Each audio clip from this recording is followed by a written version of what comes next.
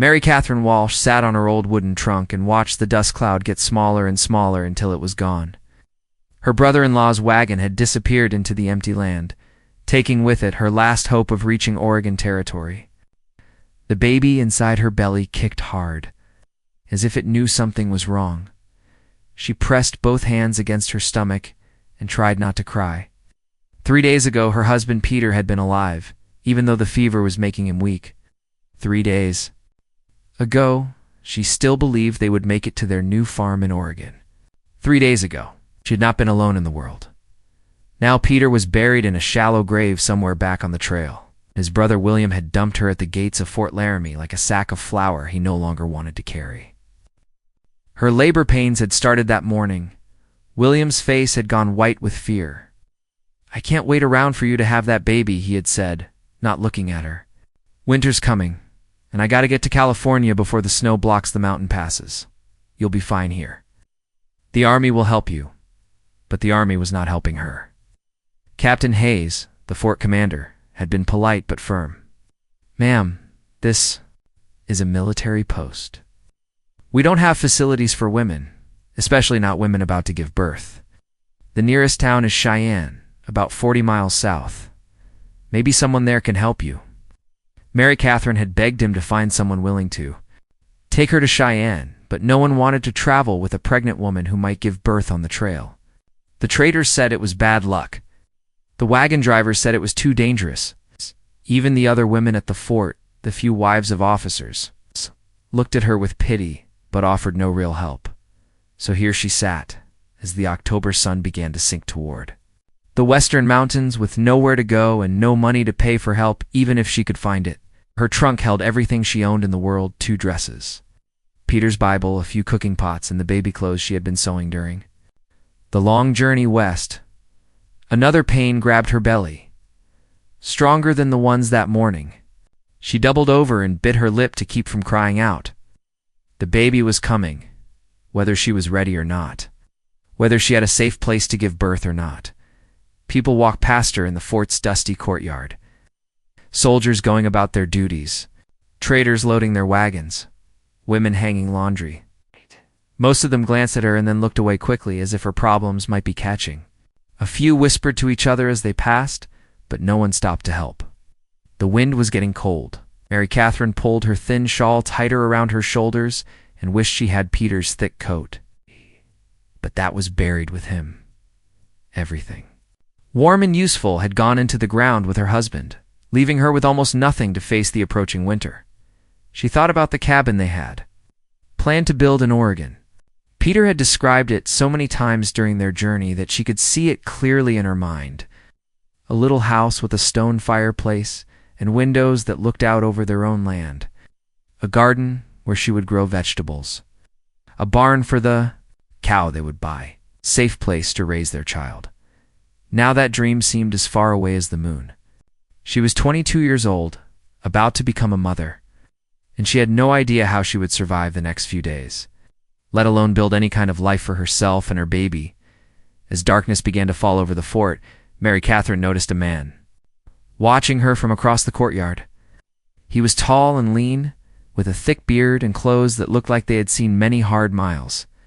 His horse stood beside him, and he was brushing its coat with slow, careful strokes.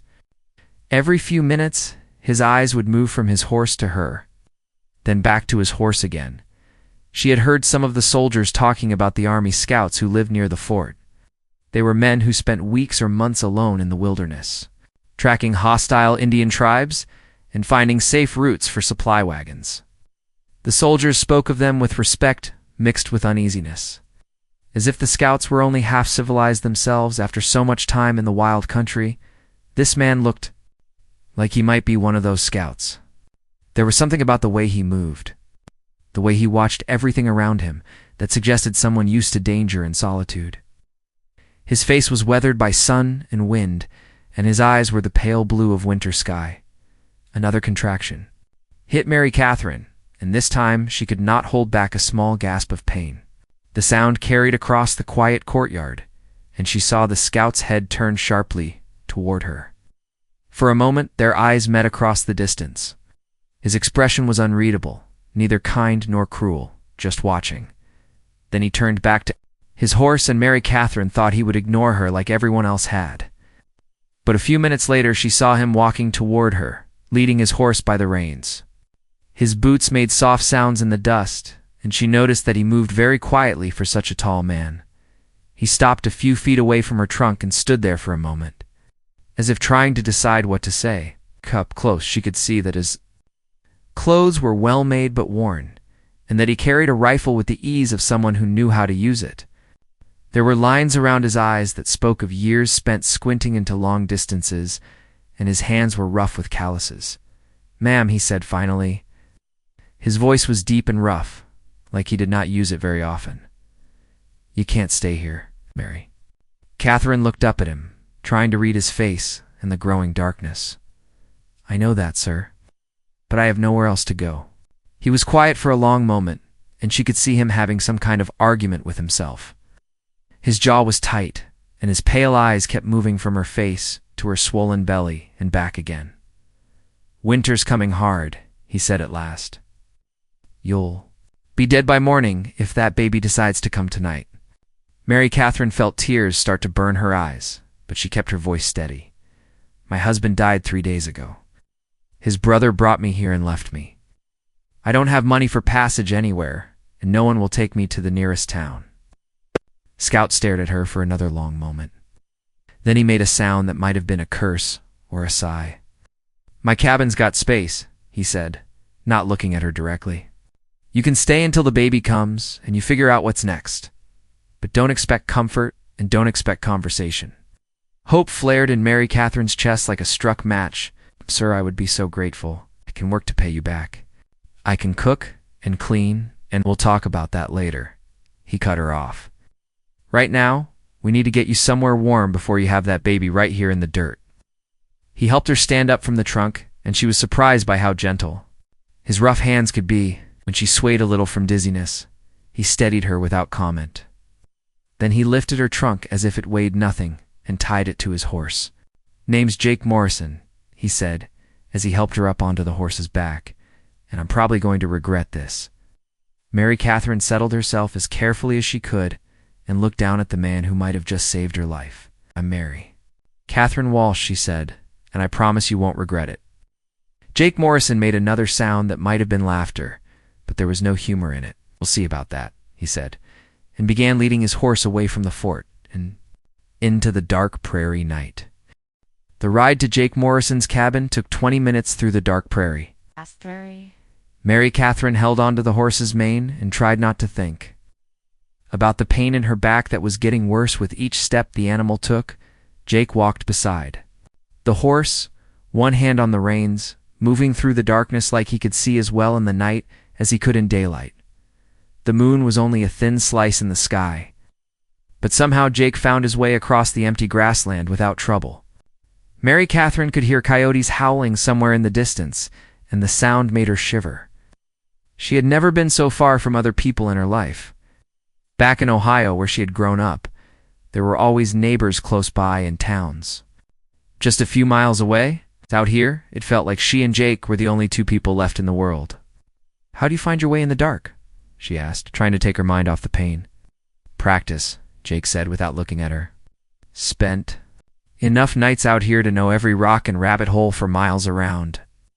That was all he said for the rest of the ride. Mary Catherine wanted to ask him more questions, but something about the way he held his shoulders told her he did not want to talk. She could tell he was already regretting his decision to help her. Maybe he was the kind of man who acted on impulse and then spent a long time wishing he had not. When they finally reached his cabin, Mary Catherine was surprised by how small it was. She had imagined something bigger, but Jake's home was just one room made of logs, with a stone chimney and a single window. It looked lonely sitting there in the middle of all that empty land, like it was the last house on earth. Jake helped her down from the horse and carried her trunk to the door. Inside, the cabin was neat and clean, but very plain. There was a bed in one corner, a wooden table with 2 chairs, and a stone fireplace where a few coals still glowed from an earlier fire. Shelves along one wall held canned goods, ammunition, and a few books.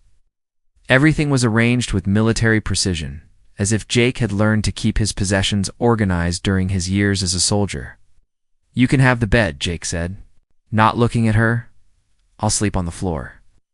Mary Catherine started to protest, but another contraction hit her before she could speak.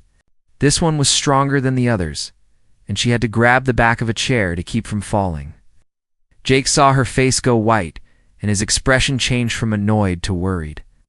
"How long have you been having pains?" he asked. "Since this morning," Mary Catherine gasped.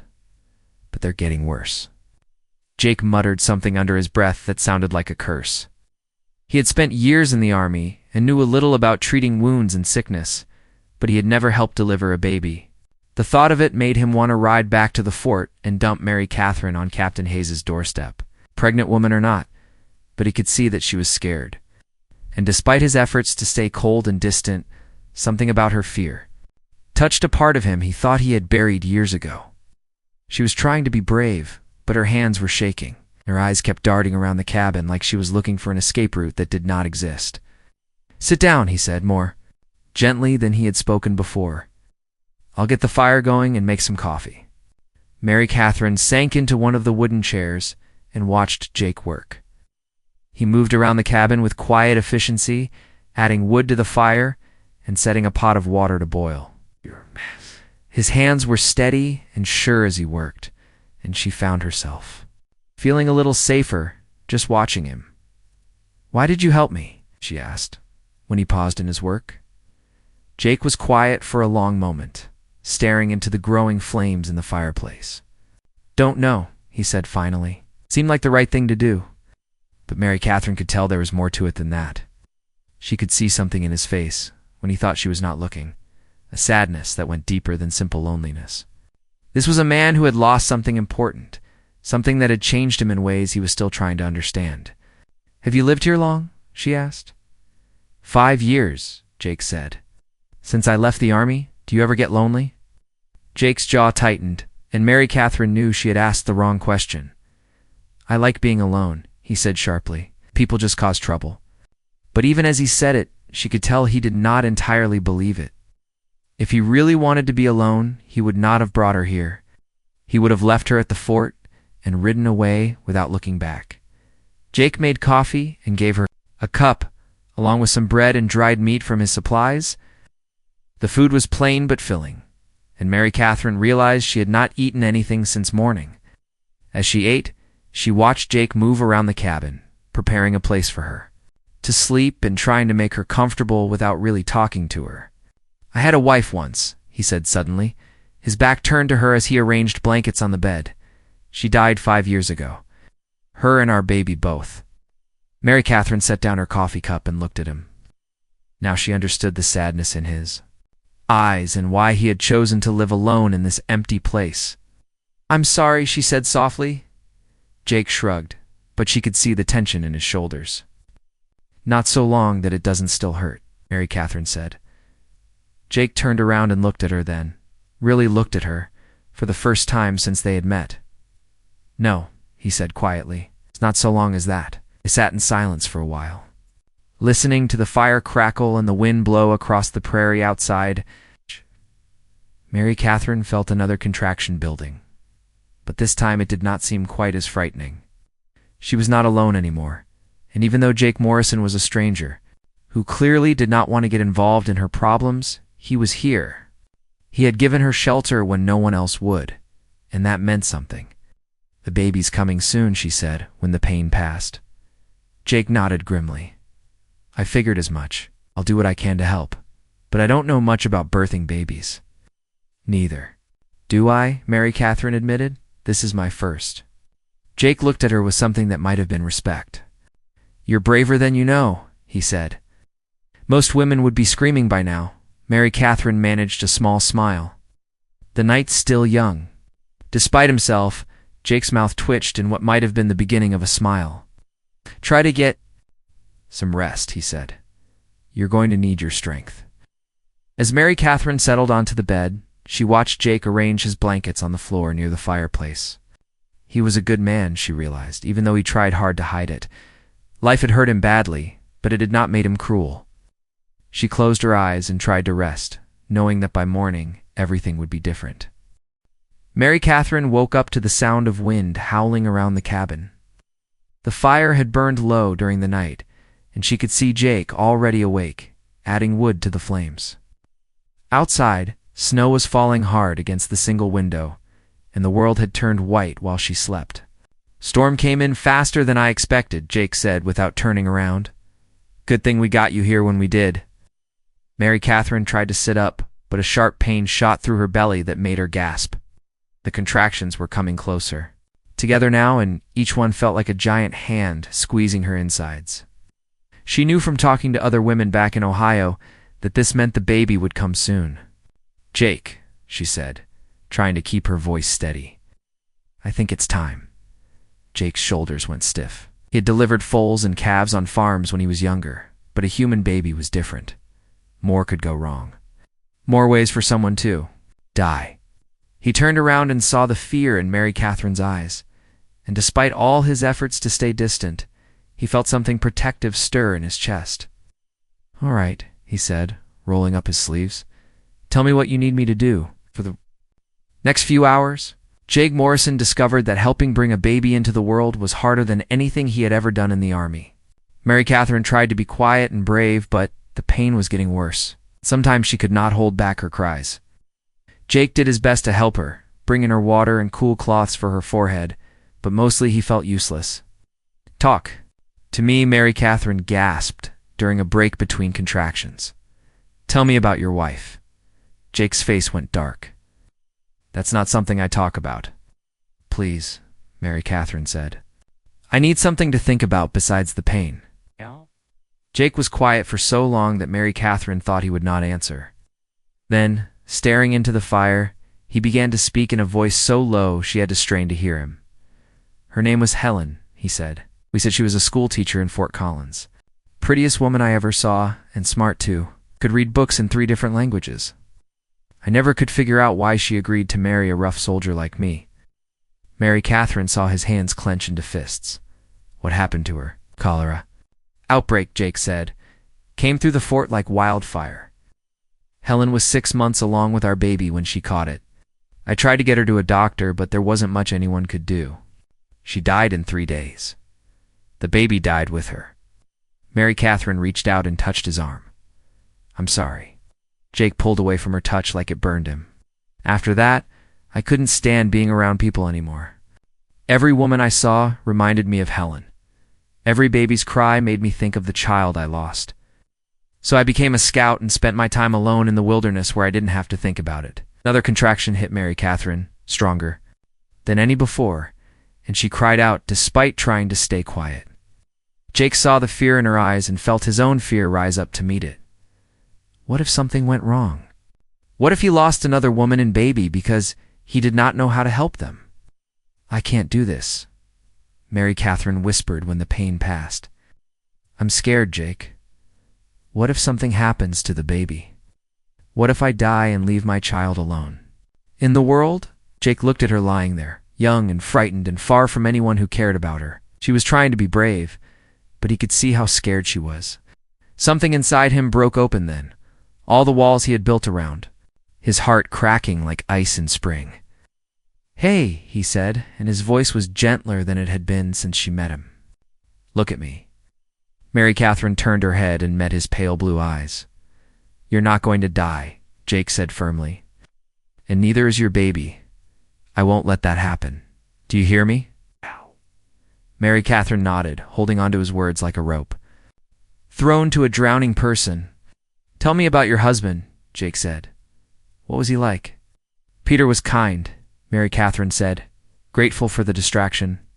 "He wasn't very tall or very strong, but he had the biggest heart of anyone I ever knew. He wanted to be a farmer in Oregon, wanted to grow things and raise animals and make a good life for our family." "Sounds like a good man," Jake said.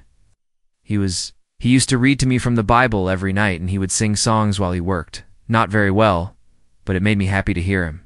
Tears ran down Mary Catherine's cheeks. "I miss him so much." Surprised himself by reaching out and wiping away her tears with his rough thumb. "He would want you and the baby to be safe," he said. That's what good men want for the people they love. The contractions were coming one right after another now. Mary Catherine could feel the baby pushing its way into the world. Jake positioned himself to help, his hands surprisingly gentle for someone who spent his days with horses and weapons. "Can see the baby's head?"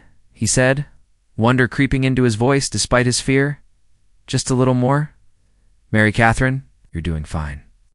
With one final push that took all her strength, Mary Catherine brought her son into the world.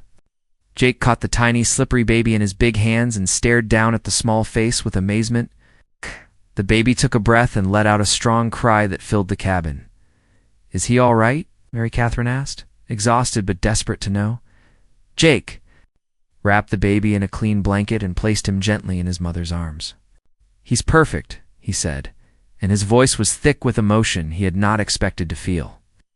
10 fingers, 10 toes, and a good pair of lungs. Mary Catherine looked down at her son and felt love flood through her like sunlight. The baby was red and wrinkled and beautiful, and when she touched his tiny hand, his fingers closed around her finger with surprising strength. "Hello, Samuel," she whispered. "I'm your mama." Jake watched mother and child together and felt something he had not felt in 5 years. Hope. This baby had been born safely. Mary Catherine was alive and well. Not everything in the world ended in loss and heartbreak. "Thank you, Mary," Catherine said, looking up at Jake with tears in her eyes. "I couldn't have done this without you." Jake cleared his throat and looked away, uncomfortable with her gratitude. But he could not deny that holding that newborn baby, seeing him take his first breaths, had awakened something in him that he thought was dead forever. Outside, snow continued to fall, covering the prairie in a blanket of white. But inside the small cabin, a new life had begun. And 3 people who had been alone in the world had found each other in the most unexpected way. The snow fell for 3 days straight, trapping Jake, Mary Catherine, and baby Samuel inside the small cabin. At first, Jake worried about having a woman and baby in his space. But as the days passed, he found himself getting used to the sounds of domestic life. The baby's cries, Mary Catherine's soft humming as she nursed him, the rustle of her dress as she moved around the cabin, these sounds, that should have reminded him of his loss instead, began to feel like home. Mary Catherine recovered quickly from the birth. She was young and strong, and within a week, she was helping with the cooking and cleaning. Jake protested at first, saying she needed to rest, but she insisted on doing her part. She had been raised to work hard and pull her own weight, and she was not about to become a burden on the man who had saved her life. "You don't have to take care of me," she told Jake one morning as she made breakfast. "I can earn my keep." Jake watched her moving around his kitchen with easy competence, and he realized that the cabin felt different with her in it. Warmer somehow, and more alive.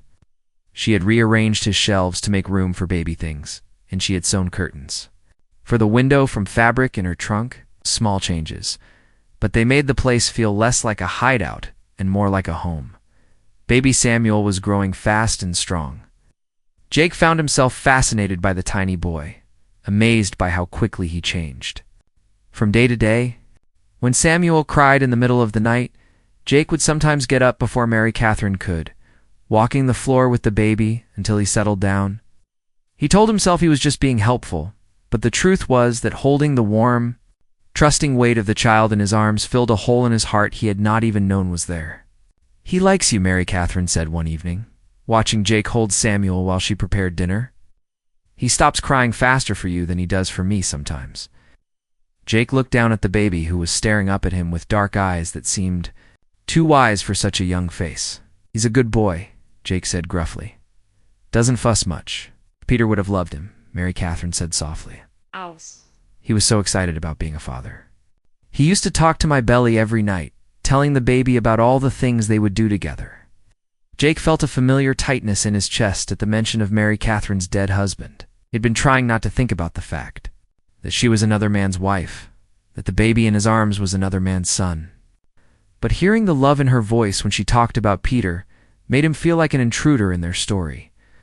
"I should start looking for a way to get you to Oregon," Jake said, not meeting her eyes. "Spring will be here soon, and you'll want to get on with your life."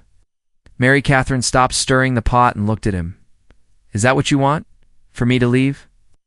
Jake did not answer right away. The honest truth was that he did not want her to leave. Over the past few weeks, he had gotten used to having her and Samuel around. The cabin felt empty when he imagined them gone. But he also knew that Mary Catherine deserved better than life with a broken-down scout who lived in the middle of nowhere. It's not about what I want, he said finally. It's about what's best for you and the boy. Mary Catherine walked over to where Jake sat holding Samuel. She knelt down beside his chair and looked up into his face. What if I told you that I'd been happier here in this little cabin than I was in all my months on the trail?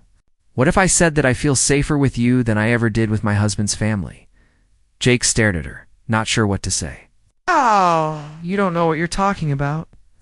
You're grateful because I helped you, but that doesn't mean you should tie yourself to someone like me. Someone like what? Mary Catherine asked. Someone who saved my life. Someone who delivered my baby and took care of us when we had nowhere else to go. Someone who gets up in the middle of the night to walk the floor with a baby that isn't even his own? Jake looked away from her earnest face. I'm not good with people, Mary Catherine. I've been alone too long. I don't know how to be part of a family anymore. You've been part of our family for weeks now, Mary Catherine said quietly. You just haven't noticed. That night, Jake lay on his blankets by the fireplace and listened to Mary Catherine singing softly to Samuel. It was an old lullaby, one his own mother had sung to him when he was small. The sound of it made his chest ache with longing for things he had thought he would never have again. He thought about Helen, his first wife, and the baby they had lost.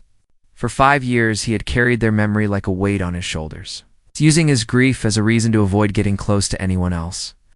But lying there in the dark, listening to Mary Catherine's voice, he realized that Helen would not have wanted him to spend the rest of his life alone. She had been a kind woman who believed in love and family and second chances.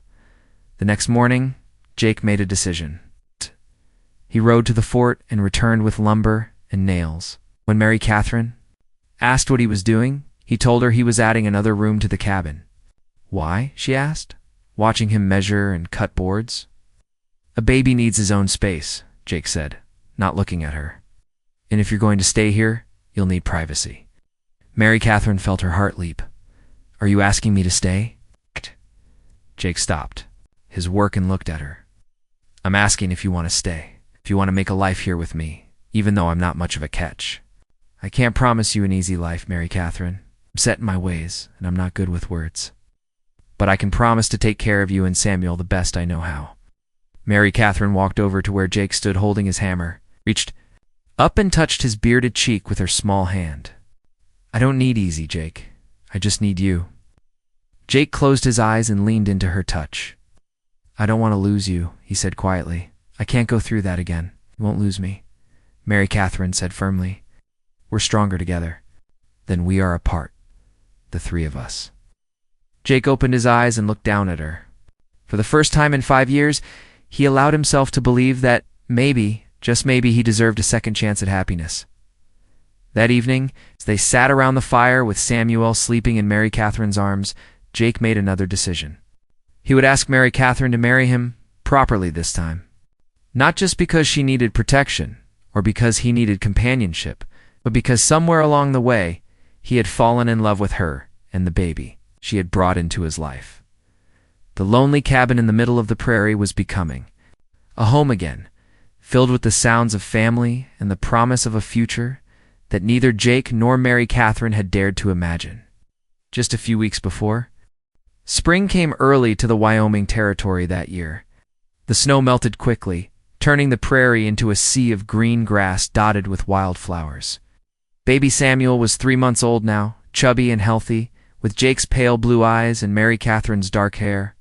He smiled when he saw Jake's face and reached for him with tiny hands whenever the scout came near. Jake had finished building the second room onto the cabin.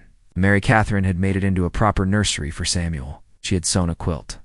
From scraps of fabric and carved wooden toys from pieces of leftover lumber, the cabin felt like a real home now, with 2 rooms and proper furniture, and the sound of a baby's laughter filling the spaces that had been silent for so many years.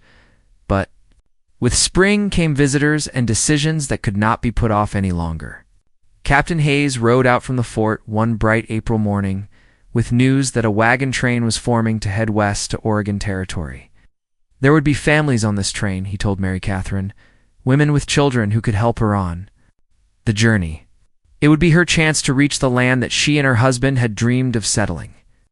The wagon master is a good man named Charlie Brooks, Captain Hayes said, sitting at Jake's table and drinking coffee. He's taken families west before, and he knows how to keep them safe. You could have a new start out there, Mrs. Walsh. Build the farm you and your husband planned. Mary Catherine listened politely, but Jake could see the conflict in her eyes. She had talked about Oregon many times during the long winter months, describing the fertile valleys and mild climate that Peter had read about in newspaper advertisements. It had been their dream, the future they had planned together. When would the wagon train leave? She asked. 2 weeks, Captain Hayes said. That would give you time to get your things together and buy supplies for the journey. After the captain left, Jake and Mary Catherine sat in uncomfortable silence. Samuel played on a blanket between them, babbling happily and trying to grab his own toes. The baby was the only one in the room who seemed at ease. You should go, Jake said finally, staring into his coffee cup. It's what you and your husband wanted.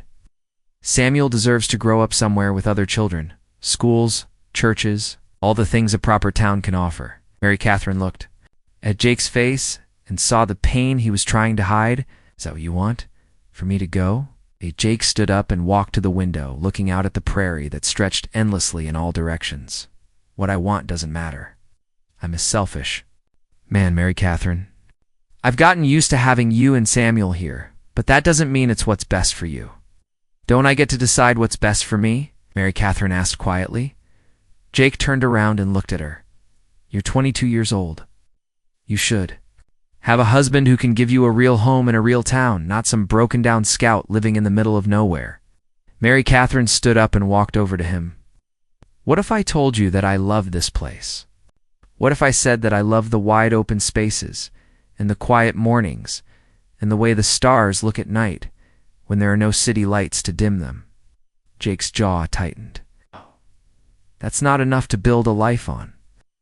What if I told you that I love you, Mary Catherine said, her voice barely above a whisper. Jake stared at her, his heart pounding. He had hoped she might care for him, but hearing her say the words out loud made something inside him break open with joy and terror at the same time. You don't know what you're saying, he said roughly. You're grateful to me, but that's not the same as love. Mary Catherine reached up and put her hands on either side of his face, forcing him to look at her. Jake Morrison, I am not a child. I know the difference between gratitude and love. I loved my husband, and I love you. They're different kinds of love, but they're both real. Jake closed his eyes and leaned into her touch. I can't lose you, he whispered. I won't survive it a second time. Then don't lose me, Mary Catherine said. Ask me to stay. Ask me to marry you. Ask me to make a life here with you. Jake opened his eyes and looked down at her. Her face was serious and determined, and he could see that she meant every word. She said, Are you sure? Really sure? Because once you say yes, I'm never letting you go again. Mary Catherine smiled, the first real smile he had seen from her since Captain Hayes had brought news of the wagon train. I'm sure. Jake took her hands in his and dropped to one knee right there in front of the window. Mary Catherine Walsh, will you marry me? Will you be my wife and let me be a father to Samuel? Yes, Mary Catherine said, tears running down her cheeks. Yes, I will. Jake stood up and kissed her then, properly this time, not the hesitant touch of lips they had shared a few times during the winter, but a real kiss that spoke of love and commitment and a future together. Samuel chose that moment to let out a happy shriek from his blanket, as if he approved of the arrangement. They were married 2 weeks later by the fort chaplain, in a simple ceremony attended by Captain Hayes and a few of the soldiers. Jake considered friends. Mary Catherine wore her best dress, the blue one she had been saving for special occasions. And Jake had trimmed his beard and put on a clean shirt. Samuel slept peacefully in Mary Catherine's arms during the whole ceremony, as if he knew this was an important day. After the wedding, they returned to their cabin as a real family. Jake adopted Samuel legally, giving the boy his name and his protection. Samuel Morrison, the papers said, son of Jake and Mary Catherine Morrison. The baby who had been born fatherless in a snowstorm now had a father who would teach him to ride and track and survive in the wilderness. Over the years that followed, their cabin became a stopping place for travelers crossing the prairie. Jake's knowledge of the territory and Mary Catherine's kind heart made their home a refuge for people who found themselves lost or alone on the frontier. They had 3 more children together, 2 daughters and another son, and the little cabin grew into a proper house with multiple rooms and a big kitchen where Mary Catherine could cook for the steady stream of visitors. Jake never again doubted that some families are chosen rather than born, created by love and need in the simple human desire to care for one another. The pregnant woman who had been abandoned at the fort's gate had become the center of his world, and the baby, born in a snowstorm, had become his beloved son. Mary Catherine never regretted her decision to stay in Wyoming Territory instead of continuing to Oregon. She had found something better than the farm she and Peter had dreamed of. She had found a love that grew stronger with each passing year and a life that was bigger and more meaningful than anything she had ever imagined. The cabin that had once sheltered a lonely, broken man became home to a family that proved love could bloom anywhere, even in the most unlikely circumstances.